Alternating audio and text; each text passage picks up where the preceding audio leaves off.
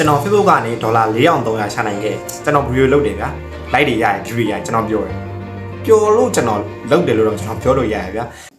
ကျွန်တော်အရင်ဆုံးပြောချင်တာကကျွန်တော်ဒီဗီဒီယိုလုပ်ရတဲ့အကြောင်းရင်းကကျွန်တော်ကြွားချင်လို့လုပ်တာမဟုတ်ဘူးပေါ့နော်ကျွန်တော် line ဘောကနေရခဲ့တယ် Facebook ကနေရခဲ့တယ်ဒေါ်လာ4300ဆိုတာကလည်းကျွန်တော်ဒီတလားနဲ့ရခဲ့တဲ့ဝင်မဟုတ်ဘူး2025တက်နှစ်လုံးအတွင်းမှာကျွန်တော်ရခဲ့တဲ့ငွေရမောက်ပေါ့နော်ဆိုတော့ဒီ2000ဒေါ်လာ4300ကိုကျွန်တော်ဘယ်လိုရှာခဲ့လဲဆိုတာကိုကျွန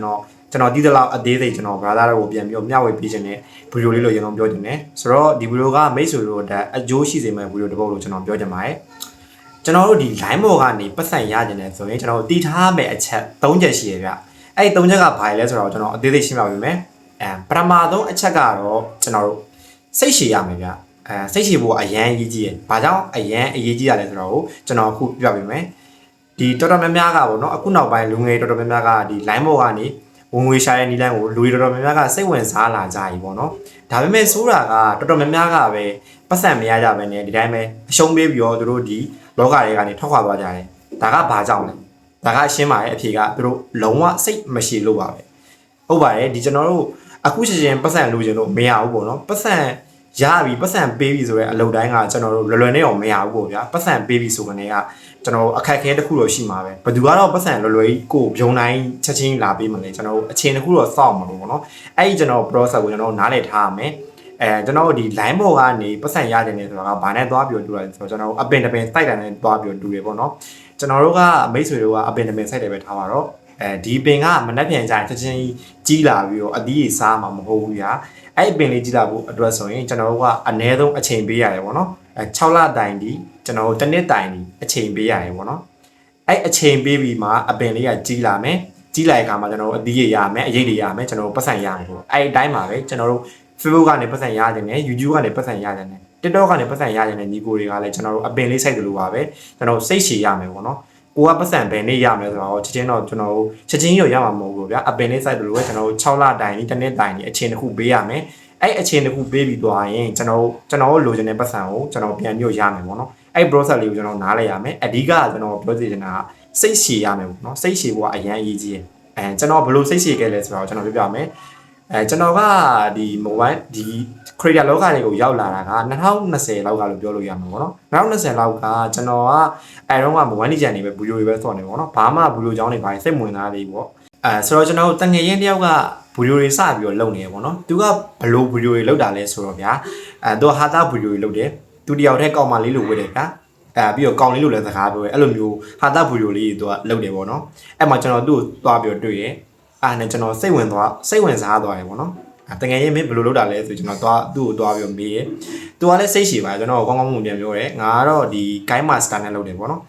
အဲတော့က video editing software တွေကကျွန်တော်တို့ကတ်တော့ခင်မစားသေးဘူး guide master ခက်လို့ပြောလို့ရတယ် guide master နဲ့သူက editing လုပ်တယ်ပေါ့နော်အဲကြောင့်ကျွန်တော်လည်းစိတ်ဝင်စားရပေါ့နော်ကျွန်တော်လည်းသူ့လို live ပြီးလုပ်ကြည့်နေတယ်ဟောနဲ့ကျွန်တော်ကဟာတာ video တွေတော့မလုပ်ဖြစ်ဘူးပေါ့နော်ကျွန်တော်က2020လောက်တော့ကျွန်တော်က mobile legend ဆော့နေ2019 2020က mobile legend ဆော့နေဆိုတော့ကျွန်တော်ကmobile legend video တွေလုပ်မယ်လို့ကျွန်တော်စိတ်ကူးလိုက်တယ်ဗျာအဲ့ဒါနဲ့ကျွန်တော် page တစ်ခုထောင်လိုက်တယ်ကျွန်တော် YouTube channel တစ်ခုထောင်လိုက်တယ်ထောင်ပြီးတော့ video တွေစပြီးတော့ run နေပေါ့နော်အဲ့တော့ကမလုပ်တတ်သေးပါဘူးမလုပ်တတ်သေးလုပ်တဲ့နေကျွန်တော်စမ်းပြီးတော့လုပ်ကြည့်ရပေါ့နော်မှားလဲကျွန်တော်သိချင်တာရှင် YouTube ကသွားကြည့်ရဲအဲ့လိုမျိုးနဲ့ကျွန်တော်လုပ်လာခဲ့ပေါ့နော်ကျွန်တော်သိရှိခဲ့ဒါမဲ့ကျွန်တော်တကယ်ပတ်စံရခဲ့တာက YouTube က2023မှာကျွန်တော်ပတ်စံရခဲ့ပေါ့နော်2023မှာကျွန်တော်ပတ်စံရခဲ့အဲ့တော့ကအများကြီးလည်းမဟုတ်ပါဘူးဒေါ်လာ150 100လောက်ပေါ့နော်မြန်မာငွေ3-4သိန်းလောက်ပေါ့အဲ့လောက်ပဲကျွန်တော်စပြီးရခဲ့ဒါမဲ့ဒီကျွန်တော်နိုင်ငံခြားရောက်သွားတဲ့အခါကျ2024 2025ရောက်လာတဲ့အခါကျရင်ကျွန်တော်2025ရောက်လာတဲ့ခါကျကျွန်တော်ပတ်စံတိတိတရရလာရဗျာတိတိတရရလာပြီးတော့အခုဆိုဝင်ငွေတစ်ခုအနေနဲ့ကျွန်တော်ရှာနိုင်ခဲ့ပြီပေါ့နော်ဆိုတော့ကျွန်တော်စိတ်ရှည်ခဲ့လို့ပြောရမယ်ပေါ့နော်ကျွန်တော်အဲတော့ကဗီဒီယိုတွေလုပ်တဲ့အချိန်တုန်းကလည်းဘယ်လိုပြောရမလဲကျွန်တော်ပတ်စံရကြလို့လုပ်တာမဟုတ်ဘူးဗျာကျွန်တော်ဗီဒီယိုလုပ်တယ်ဗျာ like တွေရရင် view တွေရရင်ကျွန်တော်ပြောတယ်ပျော်လို့ကျွန်တော်လုပ်တယ်လို့တော့ကျွန်တော်ပြောလို့ရရဗျာအဲတော့ကငယ်လေးငယ်သေးရောဒီ line ဘောကနေပတ်စံရှာလို့ရတယ်ဆိုတော့ကျွန်တော်တိတ်ပြီးတော့မတည်သေးဘူးပေါ့နော်ပတ်စံလည်းတကယ်မရခဲ့ပါဘူးအဲတော့စိတ်ဝင်စားလို့လုပ်တယ်ဝါသနာပါလို့လုပ်တယ်ကျွန်တော် view တွေရရင်ကျွန်တော်ပြောတယ်အဲ့ဒါနဲ့ပဲကျွန်တော် keep going ပေါ့နော်ရှေ့ဆက်ပြီးတော့ကျွန်တော်ရှောက်လန်းခဲ့အဲ့ဒါနဲ့ကျွန်တော်နိုင်ငံခြားရောက်လာတဲ့ခါကျရင်ကျွန်တော် page ကလည်းအဆင်သင့်ကျွန်တော်ရဲ့ YouTube ကလည်းအဆင်သင့်ဆိုတော့ကျွန်တော်ပတ်စံဖာပြီးတော့အလုံးလိုက်ရင်းလိုက်ရခဲ့ပေါ့နော်တော်တော်များများလေးရခဲ့လို့ပြောလို့ရတယ်ပေါ့နော်ဆိုတော့ကျွန်တော်စိတ်ရှည်ခဲ့ပေါ့နော်ကျွန်တော်စိတ်မရှိဘဲနဲ့2020လောက်ခဏကျွန်တော် စားပါတော့စိတ်မရှိဘဲနဲ့ဒီလောကတွေကထွက်သွားပြီးတော့ကျွန်တော်အခုကင်မရာရှိမှာ brother တို့မြင်နေရတဲ့လူတွေဖြစ်နေမှာမဟုတ်ဘူးပေါ့နော်ကျွန်တော်စိတ်ရှိခဲ့တဲ့အတွက်ကြောင့်ကျွန်တော်ဒီအချိန်ကြီးကျွန်တော်ဒီလိုပတ်စံရခဲ့လို့ပြောလို့ရပါတော့ကျွန်တော်ကလည်းဘာကောင်ကြီးမှတော့မဟုတ်သေးပါဘူးကျွန်တော်လည်းစူးစမ်းနေတဲ့လူငယ်တယောက်ပေါ့နော်ကျွန်တော်လိုပတ်စံရခြင်းတဲ့လူငယ်တွေအတွက်ကျွန်တော်ကအချက်လက်တွေပြပြပေးရအဲ့တော့နံပါတ်1အချက်ကကျွန်တော်စိတ်ရှိရမယ်ပေါ့နော်အဲ့ဒါလုံးဝခေါင်းထဲမှာထည့်ထားပါတော်တော်များများကဒီလောကထဲဝင်လာကြတယ်တမ်းမြော်ထွက်သွားကြတယ်သူတို့မတော်လို့မဟုတ်သူတို့မှာအရေးချင်းရှိတယ်တော်လဲတော်ပါတယ်တော်လဲတော်ကြပါတယ်ဒါပေမဲ့သူတို့စိတ်မရှိကြဘူးသူတို့ကဒီနေ့ရောက်လာတယ်ဒီနေ့ပဲဗီဒီယိုတင်တယ်ဒီနေ့ပဲပတ်စံရတယ်အဲ့လိုလုပ်လို့မရဘူးကျွန်တော်တို့ပတ်စံလိုချင်တယ်ဆိုရင်အချိန်တစ်ခုကပေးဖို့ပေးရမှာဘာလို့လဲဆိုတော့တည့်ရတဲ့အတိုင်းပဲပေါ့နော်ကျွန်တော်တို့ Facebook page တို့ YouTube မှာဆိုတို့တတ်မှတ်ထားတဲ့အချက်လက်တွေပြည့်ရဲ့အချက်လက်တွေလိုရတယ်ပေါ့နော်အဲ့အချက်လက်တွေပြည့်မှာကျွန်တော်တို့ကပတ်စံစပြီးရမှာပေါ့နော်ပတ်စံကြီးကပြုံးတိုင်းရမှာမဟုတ်အဲ့တော့နံပါတ်1ချက်ကကျွန်တော်စိတ်ရှိရမယ်အဲ့ချက်ကိုကျွန်တော်မှတ်ပေးထားပါအဲ့ဆိုတော့နံပါတ်2အချက်နံပါတ်2အချက်ကတော့ဘာလဲဆိုတော့ကျွန်တော်တို့ consistent ဖြစ်ရမယ်ဗျ consistent ဖြစ်ရမယ်ဆိုတော့ကဗီဒီယိုတွေကိုအဆက်မပြတ်ဖန်တီးနေရမယ်ဗျဥပမာဘယ်လိုလဲဆိုတော့ brother ကမိတ်ဆွေတွေကဗီဒီယိုဒီနေ့တပုတ်တင်တယ်ဗျတစ်လနေမှာတပုတ်တင်တယ်3လနေမှာတပုတ်သွားပြီးတင်တယ်အဲ့လိုတင်လို့မရဘူးအဲ့လိုတင်နေဆိုရင် brother ကပတ်စံဒီ line ပေါ်ကနေရှာလို့ရနိုင်မှာမဟုတ်ဘူးဘာလို့လဲဆိုတော့သူတို့ဒီ Facebook တွေ YouTube တွေ TikTok တွေရဲ့ process ကသူတို့ algorithm ကဘယ်လိုလုပ်လို့ရလဲဆိုတော့ဗျာဥပမာ brother ကဗီဒီယိုတွေတင်နေထားပါတော့ကိုယ့်ရဲ့ channel အကြောင်းအရာကဘာတင်နေရလဲဆိုတော့သူတို့ကသိဖို့လိုတယ်ဗျာ YouTube တို့ Facebook တို့သိဖို့လိုတယ်ဥပမာbrother က mobile legend ဗီဒီယိုတွေတင်နေတဲ့သူဆိုရင်ထားပါတော့ကိုတလားအတွင်းတလားတိတိဗီဒီယိုတွေကိုဆက်အစင်မပြတ်တင်ပေးရမယ်ဥပမာ3ရက်တပုတ်4ရက်တပုတ်အလိုကိုကတလားတိတိတင်ပေးလိုက်တလားနှစ်လားလောက်နေ Facebook ကတည်သွားပြီ YouTube ကတည်သွားပြီဩ तू ကတော့ဒီ channel လေးက game channel လေးပဲအဲ့တော့ game ဆိုတာကြိုက်တဲ့လူငယ်တွေ18လောက်လူငယ်လေးကို तू ကဗီဒီယိုလေးကိုပြပေးမယ်သူတို့ပြပေးလေ brother ရဲ့ဗီဒီယိုတွေက view ရလာတယ်အဲ့ဒါကိုယ့်ရဲ့ algorithm ကအလုံးလုံးလာပြီလုံးလာပြီးကိုက view တွေစရမယ်အဲ့ view တွေရလာတယ် monetization အောင်မယ် monetization ကနေကျွန်တော်ပတ်စံရတဲ့အဆင့်ကိုတွားမှာအဲ့လိုချက်ချင်းဂျုံတိုင်းဖောင်းလို့ပြီးပတ်စံရတဲ့အဆင့်ကိုကျွန်တော်တန်းညွတ်သွားလို့မရဘူးပေါ့နော်အဲ့နံပါတ်2ရေးကြီးတဲ့ချက်ကကျွန်တော်တို့ပုံမှန်ဗီဒီယိုတွေတင်ပေးရမယ်ပေါ့အဲ့ဒါလုံးဝအရေးကြီးရယ်ပေါ့နော်ကိုလှုပ်ရှင်တဲ့ channel ကိုရွေးလိုက်ဗျာဥပမာအခုဆိုရင် movie ကတ်တွေပိုင်းနာမည်ကြီးနေပေါ့နော် movie ကတ်လို့ channel movie ကိုရွေးလိုက်တနေ့ကိုဗီဒီယိုတစ်ပုတ်တင်မှာဆိုတနေ့ကိုတစ်ပုတ်တင်သွားကျွန်တော်တစ်လားတိုင်နှစ်လားတိုင်နေကြရင်တိတာလာနိုင်မယ်ဗျာကိုယ့်ရဲ့ဗီဒီယိုက view တွေရလာပြီအဲ့ဆိုရင်ကိုကထားပါတော့ပျော်လာလိမ့်မယ်ပေါ့နော်ပျော်လာပြီးဒီအချက်လက်တွေပွင့်မယ်ပွင့်သွားပြီးရင်ကျွန်တော်တို့ပတ်စံစပြီးဝင်နိုင်ပြီပေါ့နော်ပထမအချက်ကကျွန်တော်တို့သိရှိရမယ်ဒုတိယအချက်ကတော့ကျွန်တော်တို့ဗီဒီယိုတွေကိုစင်ဆက်မပြတ်လုပ်ပေးရမယ်ဗျ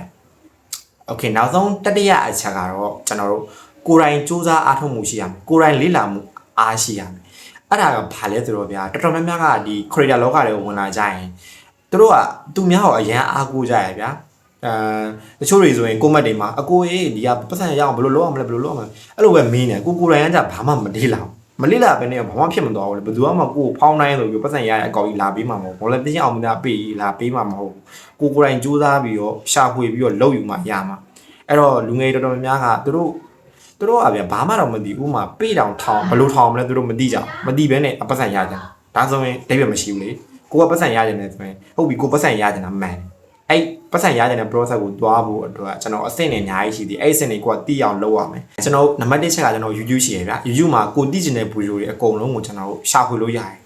brother ကဘယ်ကတီးကျင်တာလဲ YouTube မှာမြန်မာလိုရိုက်လိုက်ဗျာဗီဒီယိုတွေခေါင်းနဲ့တန်းစီပြီးကြာလာတယ်ဥပမာ movie recap လုပ်နေဆိုရင် movie recap လို့ရိုက်ရှာလိုက်အမှာကိုကြိုက်တဲ့ဗီဒီယိုရွေးပြီးကြည့်အောင်ပဲဗျာဘာမှပတ်စံလည်းပေးသေးရမလို့ free ကြည့်အောင်ပဲကိုယ်တိုင်လေးလာရင်ကိုယ်တိုင်တက်မယ်ပေါ့နော်အဲ့အရင်ကြီးကြီးသူများကိုသွားပြီးတော့အားကိုးလို့မရဘူးအဲ့ဒါကိုမှတ်ထားပြီပါကိုကပတ်စံရကြတယ်ဆိုရင်ကိုယ်တိုင်လုပ်ယူမှာပဲရမယ်ပေါ့နော်အဲ့တော့သူများကိုအားကိုးလို့မရဘူးအဲ့ဒါကိုမှတ်ပြီးနောက်ပြီးတော့နောက်တစ်ချက်အရေးကြီးတာကကျွန်တော်တို့သင်တန်းတွေပေါ့နော်ကိုနဲ့အခု creator လောကတွေကိုရောက်လာတဲ့လူငယ်တော်တော်များများကသူတို့စိတ်ထဲမှာဒီဗီဒီယိုတွေလုပ်ချင်တယ်လို့ကိုနဲ့မို့လား creator တယောက်ဖြစ်ချင်တယ်ဆိုရင်သူတို့ပြေးမြင်ကြတာသင်တန်းတက်ဖို့ပဲနော်သင်တန်းတက်ဖို့ကြတော့ကျွန်တော်အဲ့လောက်အားမပေးဘူးဗျဘာလို့လဲဆိုတော့အခုတော်တော်များများတွေ့ရတဲ့သင်တန်းတွေအကုန်လုံးကဂျင်းနေကြီးပဲဗျတကယ်အမှန်ကန်သင်ပေးတဲ့သင်တန်းကလက်ချိုးရီလို့ရတယ်နည်းနည်းလေးပဲရှိတယ်တော်တော်များများကဂျင်းနေကြီးပဲဒီ YouTube ကဗီဒီယိုတွေရှာပြီးတော့သူတို့ပောက်ကရလောက်ထားတဲ့ဗီဒီယိုသူတို့တက်လာတော့သူတို့ကလည်းမတက်ကြအောင်တကယ်တော်တဲ့သူတွေလည်းရှိပါတယ်တကယ်သင်ပေးရဲ့အမှန်ကန် run ရဲ့သင်တန်းတွေလည်းရှိရဲအဲ့လိုသင်တန်းတွေကိုကိုကပတ်စံနဲ့တက်နိုင်တယ်ဆိုရင်ရွေးချယ်လို့ရတယ်ဒါဆိုချက်ချင်းတက်တော့မြန်တာပေါ့ကိုကအဲ့လိုမှမဟုတ်ဘူးကိုကပတ်စံလည်းမတက်နိုင်ဘူးဆိုရင်ကျွန်တော် YouTube ရှိရဲပေါ့ YouTube ကနေသိချင်တာအသေးစိတ်မြန်မာလိုရိုက်ရှာမြန်မာလိုမရှာရင်တော့နိုင်ငံခြား creator ကြီးသိချင်တယ်ဆိုရင် AI နေရှိရဲပေါ့နော် AI နေမှာသွားမေး AI နေမှာမြန်မာလိုသွားမေးပြီးတော့ကိုပြောချင်တာအင်္ဂလိပ်လိုပြောင်းခိုင်းလိုက်အဲ့ပြောင်းခိုင်းတဲ့ဟာကို YouTube မှာသွားပြီးရှာလို့ရတယ်အဲ့လိုအစင်းစင်းများ လုံးလို့ရတယ်အဓိကကိုအားကိုးရမယ်ဗျကိုကိုယ်တိုင်လုံးယူမှရမယ်ဆိုတော့ကျွန်တော်မှတ်ထားပေးရမယ်ပေါ့နော်အဲ့တော့ကျွန်တော်ဒီအချင်းချုပ်ပြန်ပြောရမယ်ဆိုရင်နံပါတ်1အချက်ကကျွန်တော်တို့စိတ်ရှည်ရမယ်စိတ်ရှည်ရမှာအရန်အရေးကြီးရစိတ်ရှည်ရမယ်ချက်ချင်းအောင်မြင်နိုင်မှာမဟုတ်ဘူးကျွန်တော်တို့ channel ရဲ့ချက်ချင်းပေါက်လာမှာမဟုတ်ဘူးကျွန်တော်တို့အချိန်တစ်ခုပေးရမယ်3လတိုင်နေ6လတိုင်1တိုင်နေအချိန်ပေးရမယ်ပြီးရင်ကျွန်တော်တို့ဒီ channel လေးက grow ဖြစ်လာမယ်ပတ်စံထားရလာမယ်ပတ်စံထားရလာပြီးကျွန်တော်တို့ constant ဖြစ်ရမယ် constant ဆိုတာက video တွေစစမပြတ်တင်ပေးရမယ်ဒီနေ့တင်လိုက်မနေ့ပြန်တင်လိုက်လို့မရဘူးအဲ့ video ချက်ချင်းတင်ပေးရမယ်နေတိုင်းဒီပါတင်ပေးရမယ်ပေါ့နော်နံပါတ်3ချက်ကတော့ကိုယ်တိုင်စူးစမ်းအားထုတ်မှုရှိရမယ်သူများကိုလိုက်ပြီးအားကိုးနေလို့မရဘူးသူများကိုလိုက်မေးနေလို့မရဘူးကိုတိကျရင်ကိုယ့်ကိုရှာdo your own research ကိုယ်တိုင်လေ့လာသိမှဒီကျွန်တော်တို့ပတ်စံရနိုင်မှာပေါ့နော်ကျွန်တော်ညီကုန်းချုပ်ပြောချင်တာကဒေါ်လာ4300ဆိုတာကအရန်ကြီးရောမများဘူးပေါ့နော်